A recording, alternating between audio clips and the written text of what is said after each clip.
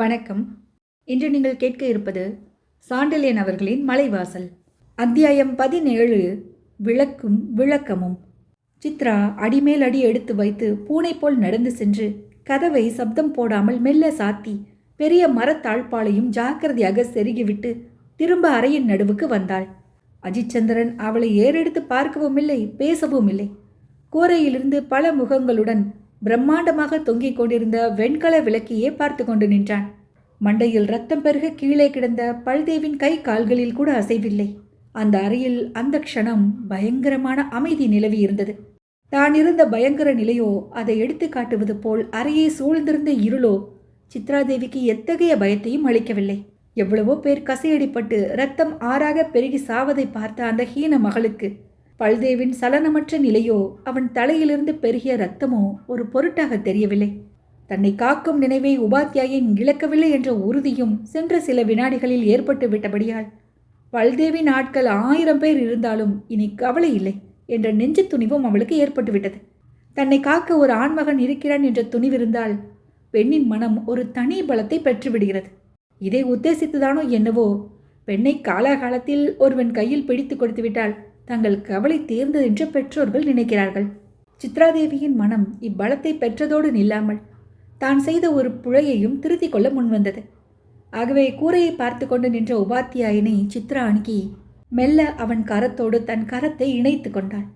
அவள் கையின் பிணைப்பால் உடம்பில் ஊடுருவி சென்ற உணர்ச்சியை சிறிதும் வெளியில் காட்டிக்கொள்ளாமலே உபாத்தியாயன் கூரையிலிருந்த பார்வையை அந்த பாவை மீது திருப்பினான். அவன் கரம் அவள் பிடியிலிருந்து தன்னை விடுதலை செய்து கொண்டது. அவன் மனதிலிருந்த அபிப்பிராயங்களை சித்ரா தெரிந்து கொண்டாள். உபாத்தியாயரே, முன்பின் யோசிக்காமல் உங்களை சற்று முன் கண்டபடி பேசிவிட்டேன் என்று இழுத்தாள். முன் யோசனையை பெண்ணிடம் எதிர்பார்க்கும் முட்டாள் அல்ல நான். பின்னால் ஏற்படும் யோசனையை பற்றி கவலைப்படும் நாளும் போய்விட்டது. ஆகையால் உன் முன்பின் யோசனையை பற்றி நான் சிந்திக்கவே இல்லை. இப்பொழுது அதைவிட முக்கிய விஷயம் இருக்கிறது என்றான் உபாத்தியாயன் அமைதியாக.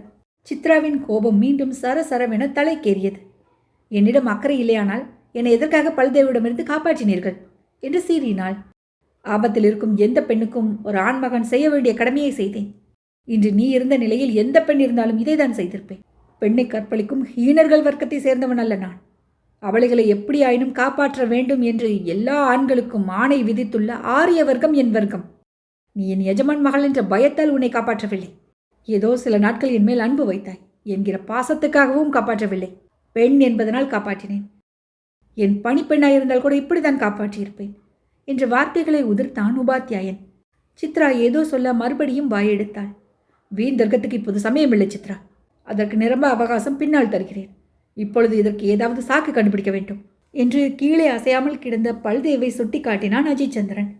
நீங்கள் உபசேனாதிபதி அல்லவா? இவன் சாதாரண படைத்தலைவன் தானே. இங்கிருக்கும் வீரர்கள் நீங்கள் சொல்கிறபடிதானே கேட்பார்கள்.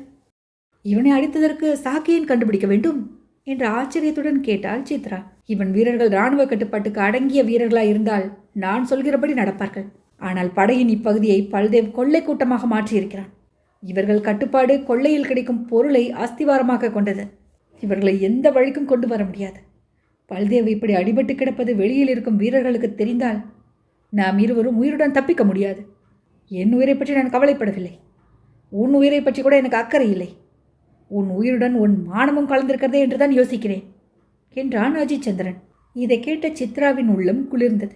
ஆண்களின் அசட்டுத்தனத்தை நினைத்த அவள் இதழில் லேசாக புன்முறுவல் ஓடியது. உபாத்தியாயருக்கு என்னிடம் அன்பில்லை, என் உயிரை பற்றி கூட கவலை இல்லை. ஆனால் என் மானத்தை பற்றி மட்டும் கவலை. இன்னொரு புருஷன் என்னை தொடுவதை சகிக்க மாட்டார். என்னிடம் அன்பில்லாவிட்டால் நான் எக்கேடு கேட்டால் இவருக்கு என்ன என்று பலபடி எண்ணி உபாத்தியாயன் உள்ளத்தில் தன் மீதிருந்த அன்பு எல்லளவும் குறையவில்லை என்பதை பூரணமாக அறிந்து கொண்டாள். தனக்கு செய்த உதவியை எந்த பணிப்பெண்ணுக்கும் செய்யக்கூடிய வீரன் உபாத்தியாயன் என்பதை சித்ரா உணராதவள் அல்ல. ஆனால் உபாத்தியாயன் பணிப்பெண்ணுக்கு உதவி செய்யக்கூடிய வழி வேறு. பல்தேவ் தவறி நடக்கும்போது அவனை வேண்டாம் என்று தடுத்திருக்கலாம்.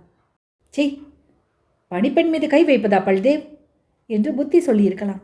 தர்க்கம், சமாதானம், உபதேசம், வேண்டுகோள் முதலிய பல முறைகளை கையாண்டிருக்கலாம். என்ன அயோக்கியனாக மாறியிருந்தாலும் உபாத்தியாயரிடம் நன்றியை மறக்காத பல்தேவ் செவி கொடுத்திருந்தாலும் கொடுத்திருப்பான்.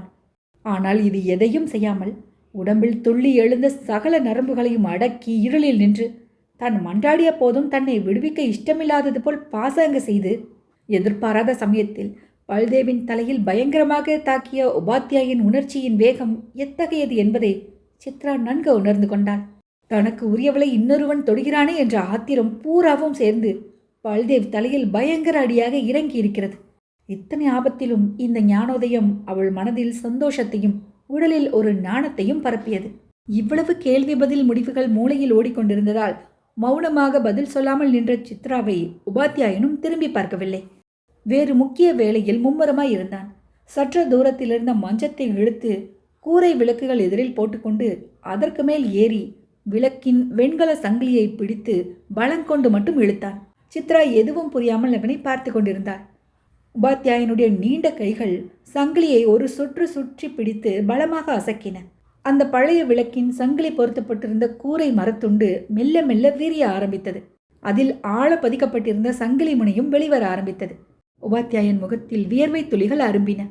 மூச்சை பிடித்து கொண்டு மீண்டும் ஒரு இழுப்பு இழுக்கவே சங்கிலி முனை பூராவும் கலன்று வெளியே வந்துவிட்டது.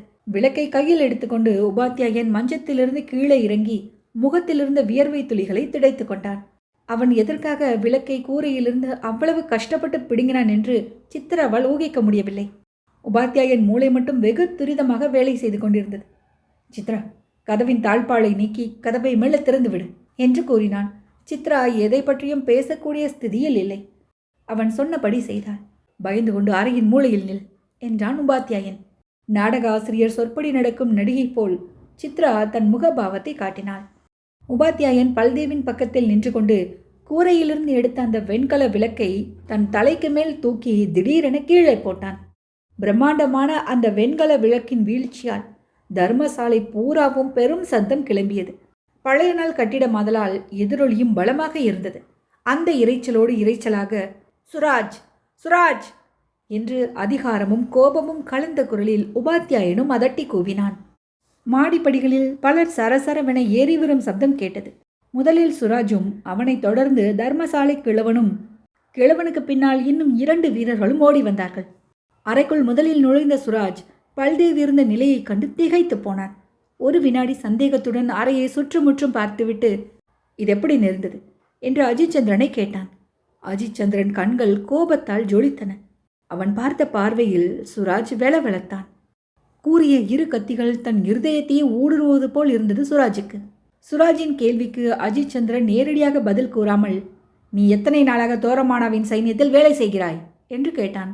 அவன் பார்வையினாலும் தன் கேள்விக்கு சம்பந்தமில்லாத பதில் கேள்வியினாலும் சுராஜ் சிறிது குழம்பிக் கொண்டே 6 மாத காலமாக வேலை செய்கிறேன் என்றான். உபாத்தியாயன் சொற்கள் மிக கடுமையாக வெளிவந்தன. 6 மாத காலமாக சைன்யத்தில் இருக்கிறாய். தோரமானாவின் உபசேனாதிபதியிடம் எப்படி நடந்து கொள்ள வேண்டும், எப்படி பேச வேண்டும் என்பதை தெரிந்து கொள்ளவில்லை. உன்னை போன்ற மடையர்களை வைத்துக்கொண்டு பல்தேவ் எப்படித்தான் காலம் தள்ளுகிறானோ என்றான். சீற்றம் மிகுந்த உபாத்தியாயன் வார்த்தைகளை கேட்ட சுராஜ் நடுங்கினான். அவன் பயத்தை கவனித்த உபாத்தியாயன் இன்னும் மூர்க்கத்தனமாகவே பேச ஆரம்பித்து, உபசேனாதிபதியை கேள்வியா கேட்கிறாய்? அதைவிட அதோ கிடக்கும் விளக்கு எப்படி கீழே விழுந்தது என்பதை கவனித்திருந்தால் பல்தேவ் தலையில் பட்ட காயத்திற்கு காரணம் உன் மந்த புத்திக்கும் தெரிந்திருக்கும். உன்னை பிறகு கவனிக்கிறேன் என்று சொல்லிவிட்டு உபாத்தியாயன் தர்மசாலை கிழவனை நோக்கி, ஏய், இதுதான் தர்மசாலையை நடத்தும் லட்சணமா? மேலே மரம் விரிந்து விளக்கு சங்கிலி ஆணி நழுவி நின்று எத்தனை நாளாகி இருக்கும் என்று கேட்டான். கிழவன் நடுங்கிக் கொண்டே, சேனாதிபதி அவர்களே, விளக்கு சங்கிலி கலன்றிருந்ததை நான் கவனிக்கவே இல்லை என்று அலறினான். அதை ஏன் கவனிக்கப் போகிறாய்? பல்தேவ் போன்ற பொறுப்புள்ள படைத்தலைவனுக்கு ஏற்பட்ட இந்த ஆபத்துக்கு உன்னை நான் சும்மா விடப் போவதில்லை.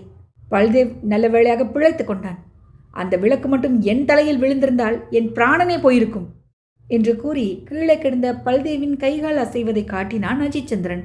இப்படி உபாத்தியாயன் சாமர்த்தியமாக ஒருவர் மேலிருந்து இன்னொருவர் மேல் தாவி மிரட்டியதாலும் பல்தேவிடம் தனக்குள்ள பரிவை காட்டியதாலும் விளக்கு விழுந்தது எதிர்பாராத ஒரு விபத்து என்று எல்லோரும் நம்பினார்கள். அவர்கள் மேற்கொண்டு யோசிக்கவோ அறையை சுற்றி நிதானித்து நோக்கவோ உபாத்தியாயன் இடம் கொடுக்காமல், சுராஜ், இப்படி வா, பல்தேவை பிடி, முதலில் காயத்தை கழுவி மருந்து வைத்து கட்டுவோம் என்று உத்தரவு போட்டு வாசற்படி கருகில் நின்று கொண்டிருந்த வீரர்களை நோக்கி, டேய், இவளை கொண்டு போய் பழையபடி வண்டியில் உட்கார வைத்து ஜாக்கிரதையாக காவல் புரியுங்கள்.